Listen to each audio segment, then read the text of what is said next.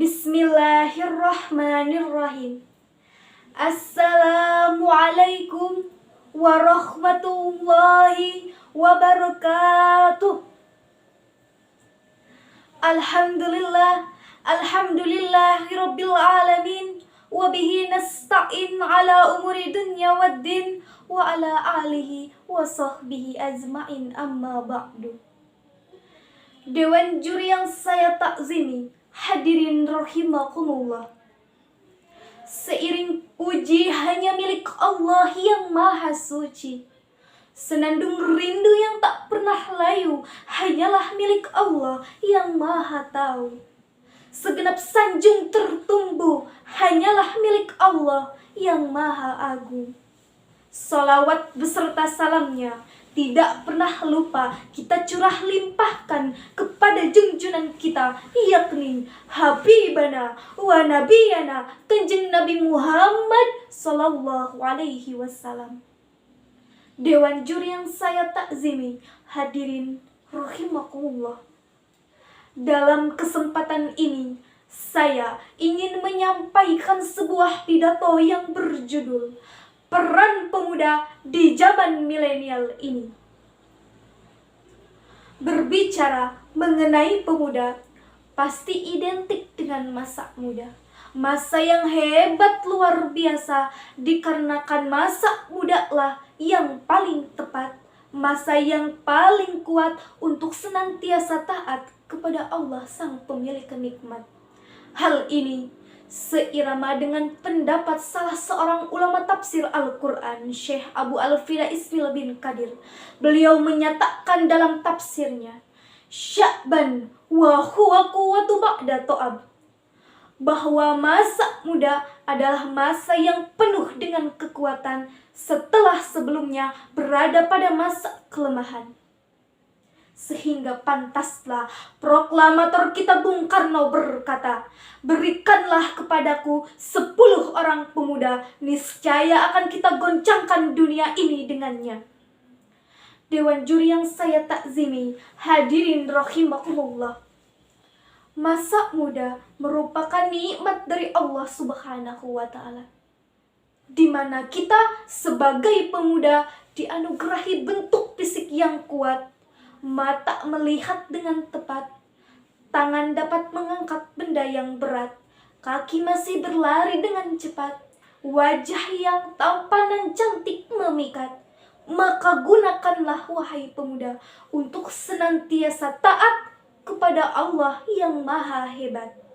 Namun justru sangat menyedihkan dan memalukan, bahkan memilukan, di zaman milenial ini tidak sedikit pemuda yang kaya raya, yang segala punya, segala ada, yang istilahnya HP-nya no kika, laptopnya to Siba, mobilnya Avanza, kontrakannya di mana-mana, sawahnya lega, duitnya loba, makannya setiap hari di Ampera, tetapi hatinya tersiksa, batinnya penuh dengan gegana, dikarenakan terjerumus rayuan wanita dan terjebak dengan adanya narkoba.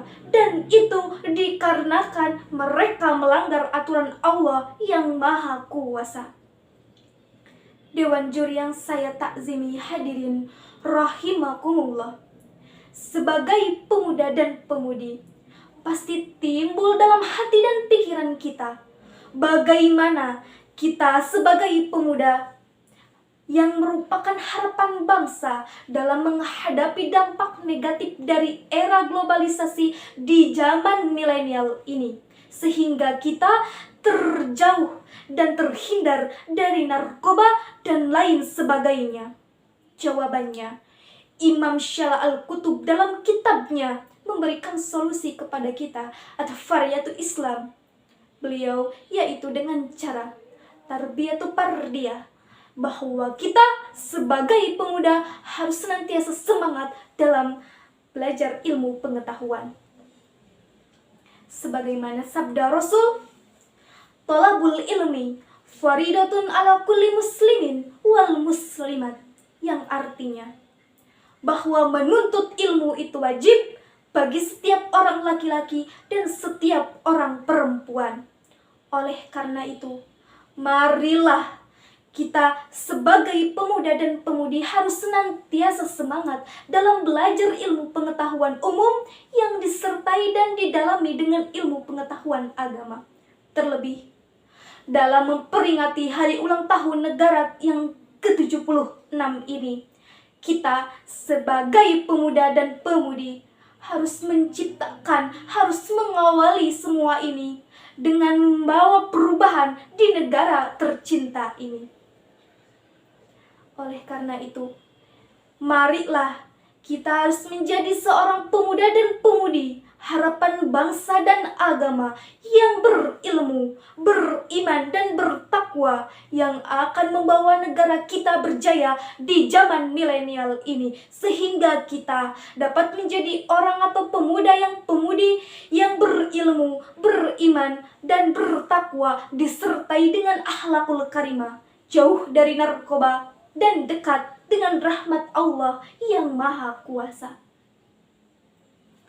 sehingga kita hidup bahagia di dunia maupun di akhirat kelak. Hidup Indonesia Raya. Bangunlah wahai pemuda, ciptakanlah perubahan di zaman milenial ini.